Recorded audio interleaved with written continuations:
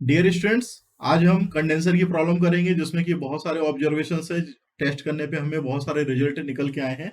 तो सबसे पहले हम प्रॉब्लम को रीड कर लेते हैं। प्रॉब्लम में दिया हुआ है the following observation were made during a test on condenser.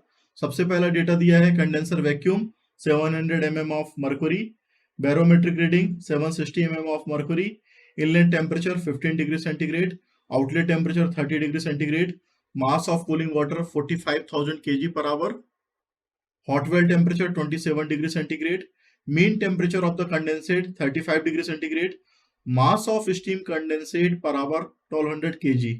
ये डेटा के बेस पे हमें जो कैलकुलेट करना है वो यहाँ पे दिया हुआ है। पहला निकालना है mass of air per metre cube of condenser volume. दूसरा निकालना है dryness fraction of steam entering the condenser. तीसरा निकालना है वैक्यूम इफिशिएंसी। तो सबसे पहले जब भी हम प्रॉब्लम शुरुआत करते हैं तो डेटा गिवन लिखते हैं, तो यहाँ पे वही काम करेंगे।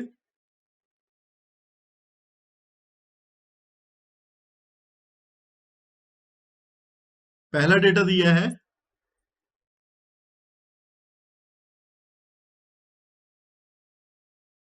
Condenser vacuum 700 mm of Hg,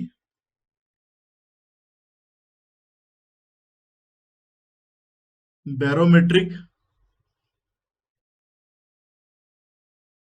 reading दी है 760 mm of mercury Hg, inlet temperature जिसे कि Ti बोलते हैं, ये दिया है 15 डिग्री सेंटीग्रेड।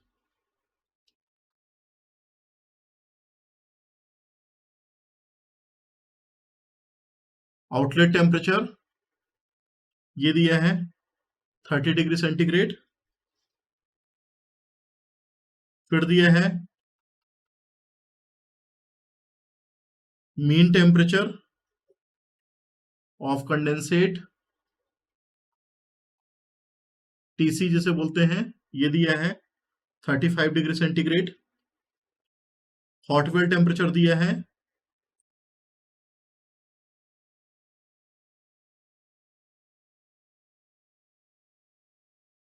जिसे कि हम टीबी बोलते हैं 27 degree centigrade. Mass of cooling water जिसे कि एमडब्ल्यू बोलते हैं 45,000 kg per hour. Mass of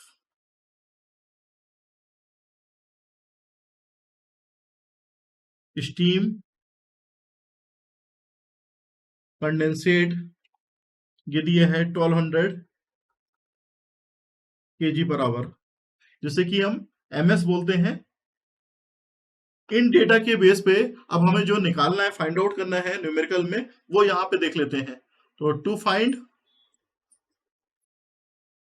सबसे पहला जो निकालना है इसमें मास ऑफ एयर ये निकालना है।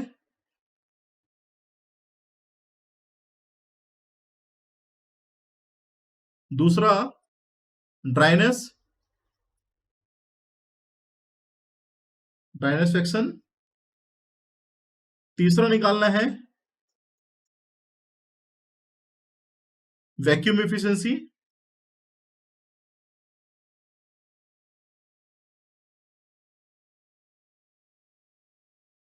तो जो फार्मूले यूज करेंगे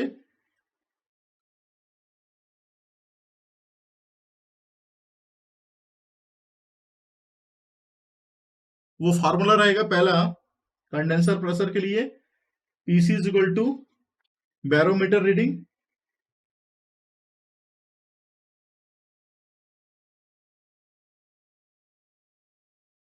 minus of condenser vacuum.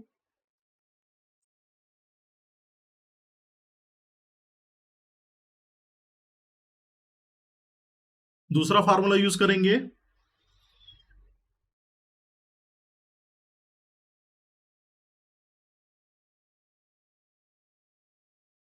PA is equal to PC minus of PS तीसरा फार्मूला यूज करेंगे मास ऑफ एयर के लिए, PAV अपॉन RT। चौथा फार्मूला यूज करेंगे मास ऑफ वाटर के लिए, MS H minus of HF1 upon CW TO minus of TI। फिर पांचवा फार्मूला यूज करेंगे वॉल्यूमेट्रिक एफिशिएंसी के लिए, एक्चुअल वैक्यूम, जिसे कि हम वैक्यूम एफिशिएंसी बोल रहे हैं, आइडियल वैक्यूम, इन दोनों का रेशियो होता है। अब हमें जो करना है इसमें प्रोसीजर जो है उसके बारे में समझ लेते हैं।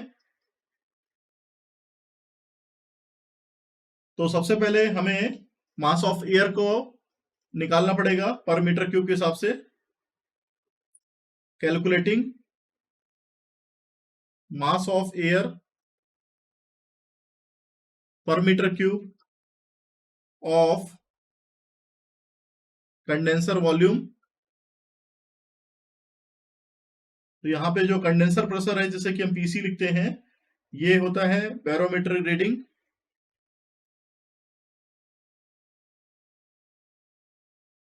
Minus of condenser vacuum. तो यहाँ पे जो वैल्यू दी है बैरोमीटर रीडिंग की, ये 760 दी है, माइनस ऑफ कंडेंसर जो वैक्यूम दिया है वो 700 दिया है, जिसे कि एक्चुअल वैक्यूम भी बोलते हैं। ये 60 mm ऑफ मरकरी निकल के आया है। इसी को हम चेंज कर लेंगे बार में, तो 60 मल्टीप्लाई बाई 0.00133 बार करेंगे तो 0.08 बार आ जाएगी वैल्यू PC की। उसके बाद जो हमारा स्टीम प्रेशर है, क्योंकि यहाँ पे temperature 35 degree centigrade mean temperature of condensate दिया है, तो from steam table temperature base, जो कि 35 दिया है, इस टेम्परेचर पे जो स्टीम प्रेशर रीड करेंगे स्टीम टेबल से, उसकी वैल्यू आएगी 0.05621 बार। इस वैल्यू को इस्तेमाल करेंगे यहाँ पे, क्योंकि अपने पास प्रेशर ऑफ एयर निकालना है।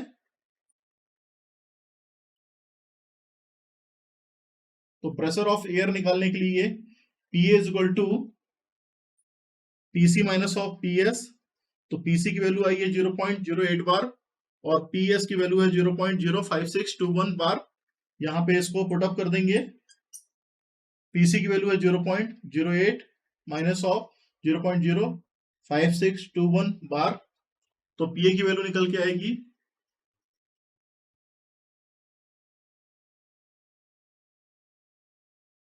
PA की वैल्यू आएगी 0.02379 10 to पावर 5।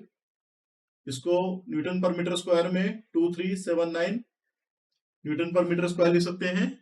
और इसी की बेस पे हम मास ऑफ एयर निकाल सकते हैं per metre cube of condenser volume. इसके लिए फार्मूला होता है M is equal to PAV upon RT। तो अपने पास PA की वैल्यू अवेलेबल है, यहां पे हमने निकाली PA की value 2379 newton per metre square. V 1 लेना है, 287 R की वैल्यू रहेगी, और जो टेम्परेचर की वैल्यू है यहाँ पे 35 प्लस 273 हो जाएगी। तो इससे हमारे पास मास ऑफ जो एयर निकल के आएगा 0.02691 kg आएगा। अब हम यहाँ पे जो वैल्यू है 35 डिग्री सेंटीग्रेड, जिसे कि मीन टेम्परेचर ऑफ कंडेंसेट बोल रहे हैं, इस टेम्परेचर पे at temperature of 35 degree centigrade, यहां से स्टीम टेबल से हम वैल्यू रीड कर सकते हैं फ्रॉम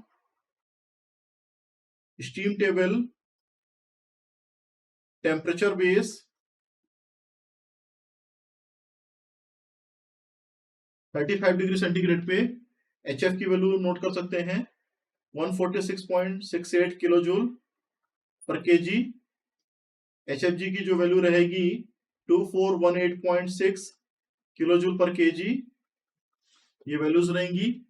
और जो 27 डिग्री सेंटीग्रेड हॉट वेल का टेम्परेचर दिया है, इस टेम्परेचर पे हम HF1 की वैल्यू नोट कर सकते हैं। तो एट टेम्परेचर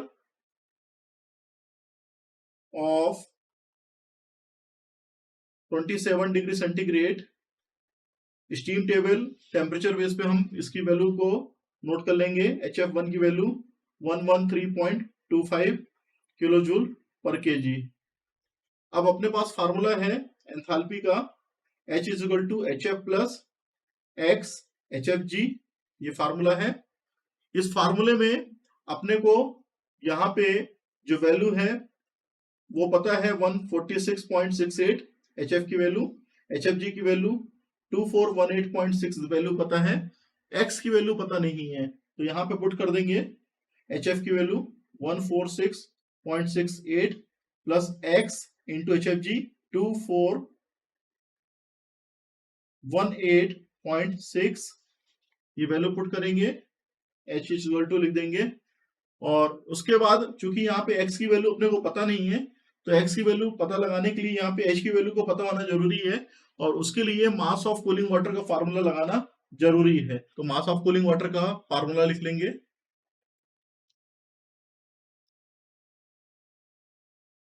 जिसे कि हम MW के नाम से जानते हैं।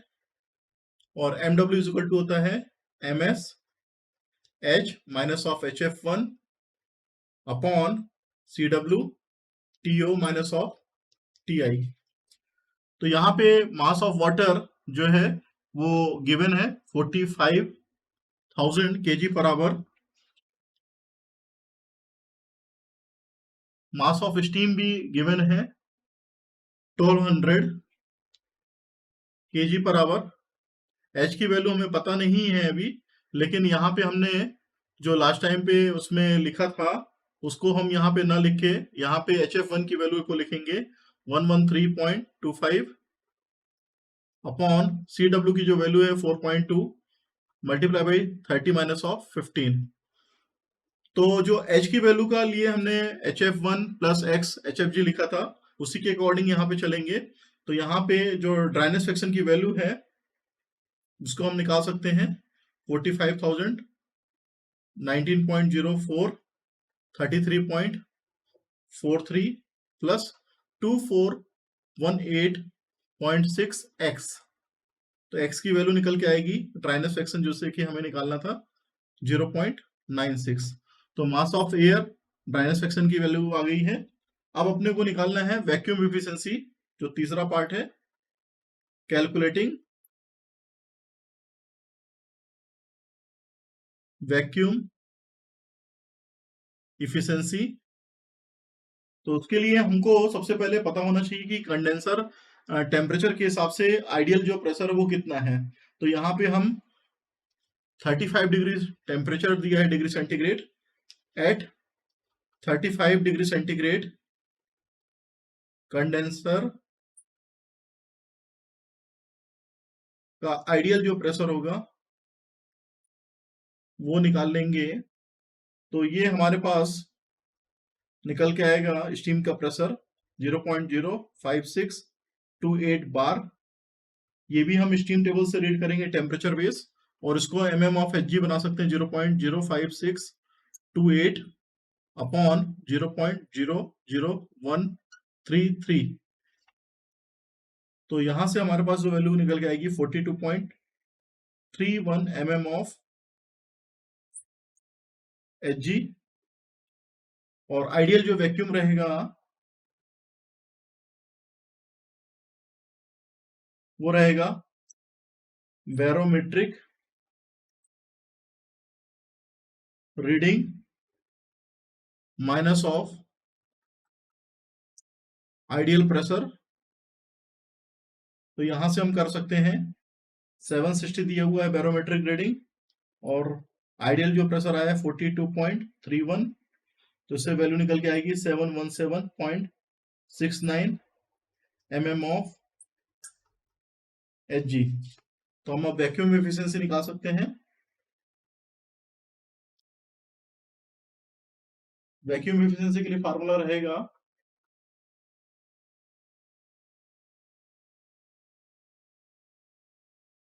ईटा V is equal to actual vacuum upon ideal vacuum. तो एक्चुअल वैक्यूम जो रहेगा वो 700 है, जो हमारे पास दिया है कंडेंसर वैक्यूम, ये एक्चुअल वैक्यूम कहलाता है।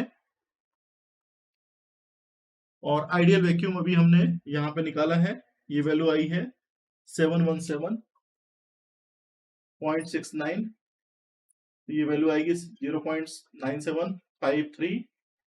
और वॉल्यूमेट्रिक एफिशिएंसी को यहाँ पे,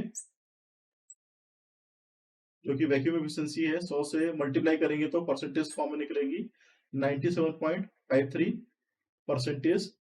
ये हमारी वैक्यूम एफिशिएंसी निकल के आ गई।